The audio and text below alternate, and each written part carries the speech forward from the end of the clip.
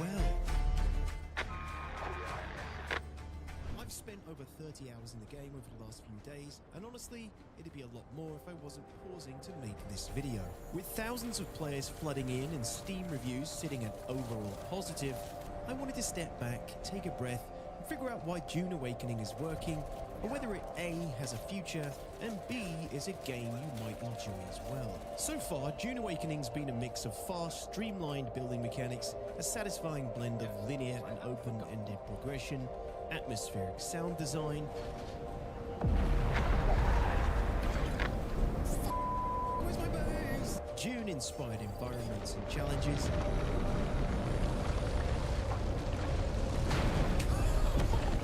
voice-acted NPCs, Tragic, truly tragic. and some surprisingly fun movement and class mixing. But is that enough to carry me into the late game? Overall, the game doesn't demand your time like a second job, but when you do log in, it rewards your time well. And as someone who isn't typically great at survival-style games, this is a big bonus. You can go hardcore, or take it slow, all while living out your Dune fantasy in one of sci-fi's most brutal universes. And as someone who's played pretty much every Dune game and seen every Dune movie, yes, even that one, hence my ginger Harkonnen, the sandstorms, ornithopters, and brutal sandworm death penalties keep you on your toes while scratching that Dune itch. But before we get too deep, let's quickly clear up what Dune Awakening actually is, because it's not an MMO in the traditional sense. Instead, this is a survival MMO hybrid, blending server-based survival gameplay with the larger scope and structure of an MMO. When you first log in, you'll pick a server, or as the game calls it, a world. Each world contains 20 Hagar Basin servers, each with up to 40 players. These are your PvE sandbox zones, where you'll spend most of your early to mid-game. Players can visit other players in other Hagar Basins, with a total population of around 800 players per world, with room for future expansion. All of these Hagar Basins connect to the Deep Desert, the massive endgame zone 9 times larger than a Hagar Basin, with room for 300 players across the entire Deep Desert, but only 100 players can ever play together in a single play area. And the 2 social hubs, Arakeen and Harko Village, your Stormwind and Orgrimmar equivalents. These are where you'll handle your banking, questing, auction house trading, and class progression. Between all of this is the overland map, where you'll use your crafted ornithopter to travel between the zones. The Deep Desert is where the endgame lies, and the most unproven part of the game so far, which could turn out to be a the arts. Here you'll follow Tribute, or for House Atreides or House Harkonnen, helping your faction control the lands around and pass weekly decrees that affect everyone in your world, like triggering full loop PvP Well for done. everybody in the Deep The Desert first for tower the is entire up week. and running. You have to be The others personally won't be aligned such an with easy fix, Harkonnens or though. Atreides, Repairing the others is and you have something to our be workshop in just a guild can't that is do. also aligned Making with high-tech those equipment is a to bit start harder than contributing welding a few steel lands beams around together towns. after all. So Still, that's the plan is destination already in for place. Dune Awakening. Just What gather you enough do on resources. your way there, That should whether count you're as slaughtering environmental AI to credit help or fill your something with bloodbaths to HQ. purify They for say we can water get new later on, equipment in or exchange waiting for that just perfect that. time of day to reach Convenient, you to fill right? your looter journey. The day-to-day gameplay loops in Dune Awakening feel surprisingly smooth and satisfying. Gathering, for example, doesn't really feel like a chore, and if anything, it's almost addictive. The feedback, animations, and variety of gatherable resources, including water, make it hard not to hoover up everything you happen to come by. Your carry capacity also strikes a nice balance. You can bring home a solid haul on each outing, but you'll still be faced with meaningful decisions at times. Do you hold on to that crucial ore for those ingots you need back home, or should you make room for that vehicle engine you just found in a research station? Thankfully, your vehicle also has its own inventory space, meaning trips rarely devolve into annoying inventory management puzzles. Even in the relative calm of the Hager Basin's starting area, the world keeps you on edge from the start. Sudden sandstorms can roll in, forcing you to stop what you're doing and take cover. Is a sandstorm coming? Okay, get the bikes!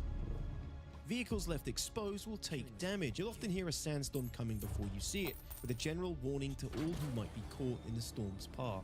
On the rare occasion you are caught, it can help to break up gameplay, punish your lack of attention, or create moments of suspense during your day-to-day tasks.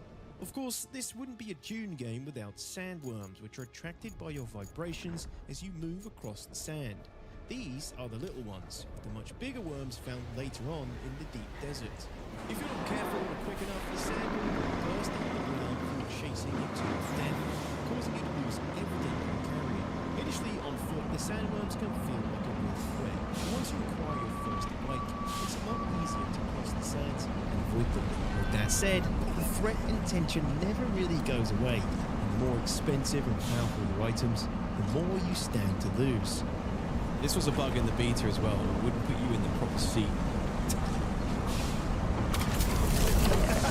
Oh shit! Oh shit!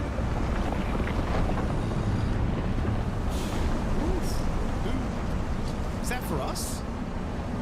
Yeah, that was for us. Holy shit, that was quick.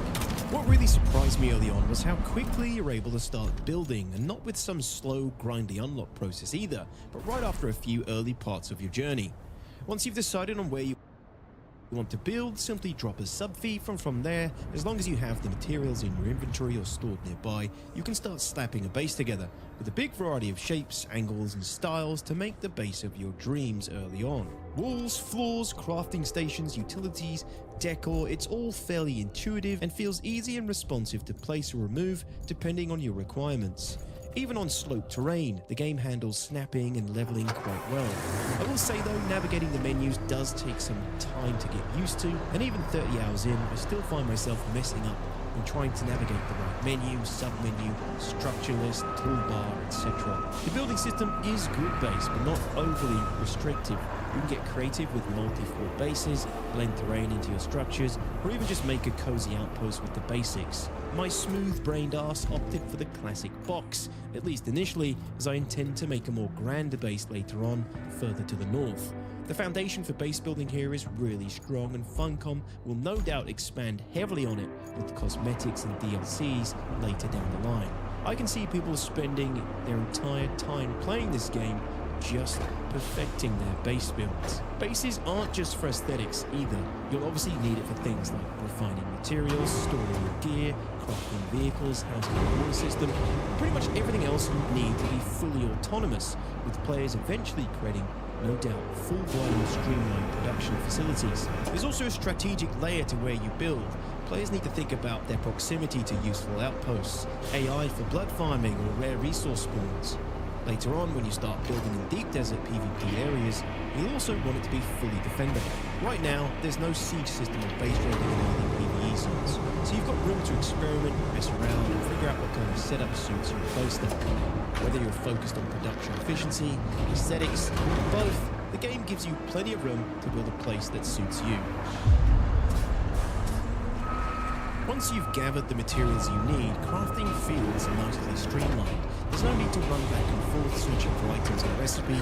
The game smartly pulls items from both your personal inventory and base storage. Click, walk away, and come back when it's done. Even better, crafting new gear or structure actually feels impactful. Each tier of equipment gives you a noticeable upgrade over the last, and nothing really feels like filler or padding. Every item researched or crafted feels like it matters, which is a nice break from the grind-heavy loops of other survival games. Experience points also flow naturally from everything you do. Gathering, crafting, exploring, fighting, leveling doesn't feel like it's the goal. It feels more like it's just the byproduct of engaging with systems that you're already doing.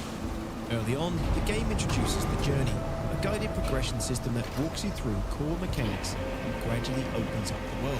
It's optional in places, but certain key unlocks like class abilities or tool use are gated behind it. However, this never really feels forced, but it's there for when you want it. You can veer off the path at any time, and you'll eventually want to loop back to hit those milestones. Scattered across the Hacker Basin are quest hubs like trade posts, which offer more traditional MMO-style tasks. I can show you how to find. I can teach you how to kill. Experience points, credits, kill quests, delivery missions. Nothing stands out about these quests, but they help direct your attention across the map and help give structure to exploration. Trade posts are also where you'll find faction representatives for when you're ready to fight for a specific faction. But the real flexibility comes from the class system. You start by choosing one class, but you're never really locked in. Eventually, you can track down all 5 class trainers and mix abilities from different roles. The game doesn't tell you where these trainers are either. You'll need to explore, ask other players, or consult a creative old man like me. I'm sorry. The twist is that you're only limited to 3 active abilities and 3 passive abilities at any one time. This limitation forces you to build a cohesive hybrid playstyle, one that suits your preferences and later on complements allies in group combat. It's a clever, minimalistic system that balances freedom with structure, more like MOBA combat than your typical MMORPG. Overall, progression in Dune Awakening doesn't feel like something you're grinding towards. It feels like something that happens while you're doing what you enjoy. Whether it's building the base of your dreams, gathering rare materials, running through an open world dungeon, or following your journey, the game keeps laying on small wins to keep the momentum moving forward. One mechanic that reinforces this is intel. These are small pickups scattered across the map that you come across, usually inside outposts, that reward exploration with new XP and intel points. You use intel points to research and unlock new crafting recipes. In my playthrough, I decided to rush through the beginning to get my first sandbike, but later on found myself stuck for intel. So I had to go back to where I started to explore and collect up all the intel points I missed to help with my crafting research. One of the first surprises for me was how fun it feels just moving around. Oh, that was a damn good one, I tell you. While a vehicle is practically mandatory for long-distance travel, especially with how big zones are, the game offers a surprisingly good toolkit for short-distance mobility, assuming you pick the right skills, that is. The Shigawai, for example, which I picked up early from the Trooper class trainer, lets you zip to ledges, stun enemies, and provide escape routes with a satisfying snap. Pair this with the suspensor belt, which lets you hover short distances or soften falls, and suddenly the game opens up vertically. Because in DA, you're not just running between locations, you're climbing, gliding, and grappling between them. It reminds me of Last Oasis's grappling hook gameplay that felt so freeing at the time, providing movement opportunities that aren't really typical to MMOs. The stamina and energy costs do force you to manage your traversal though. It's a fair trade that keeps it grounded while still feeling freeing. There's also plenty of ways you can improve your stamina capacity, including staying hydrated. As for combat, it's relatively simple. The PvE encounters revolve around light, heavy, stagger, and slow-blade attacks across a variety of swords, daggers, and ranged weapons interacting with ultimate shields. But it's the mixing and matching of abilities and passives that gives it a little bit more nuance. Since you can slot any 3 actives and 3 passives at a time, and pull from any class you've unlocked, you can easily create a hybrid build tailored to how you like to fight. And I imagine players will constantly discover new metas as the game continues to develop in the future. And while combat isn't the core loop in Dune Awakening early on, personally I think it feels responsive and weighty enough to keep things engaging. And when the mobility tools are layered on top of it, hovering over an enemy, grappling to a roof mid-fight, diving into cover while you're short recharge, it can help to make even basic engagements a little bit more exciting. Overall though, the combat is probably the game's weakest point, and I don't think we'll see it evolve much further in the game's future. The enemy variety in PvE is also very limited for now, mostly bandits and the occasional elites, but I'm expecting the real depth to come from PvP encounters, where multiple players with different class combinations, buggies, tanks and ornithopters clash in more dynamic combined arms battles. With the right tuning, I could see this evolving into something that feels closer to squad-based PvP combat with meaningful roles and synergy between classes. Hopefully. So, after 30 hours, what do I really think? With its survival MMO hybrid and server meshing technology for the deep desert, Dune Awakening has a ton of potential for future content, DLCs and expansions. Funcom have stated they're in it for the long haul and foresee a 10-year plan later down the road. However, Dune Awakening's endgame PvP PvP is largely untested, and the long-term endgame could easily be the game's downfall if it isn't honed in. In a mere few days or weeks, we'll find out as more of the player base begins to hit the endgame, expanding into the deep desert. The deep desert itself is ambitious, but we haven't seen how it truly holds up under player pressure, faction warfare, or live balancing.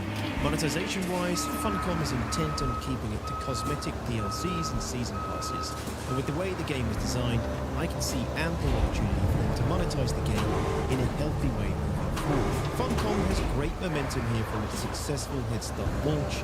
They now need to hold on to that and pray the endgame can hold players' attention to ensure the game's longevity. But right now, this game works well. It gives you freedom without overwhelming you.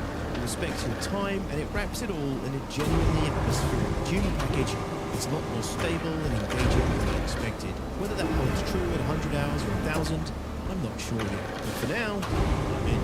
I'll likely follow this up with another review later into the game's future. But in the meantime, I hope I can create some awesome narrative adventures you're more accustomed to later on in the deep desert. Special thanks as always for watching, and of course to my meeting members for your incredible support that helps me continue to make quality YouTube content for you to enjoy. For now, stay hydrated my fellow meatbags, and I'll see you in the next one. Goodbye.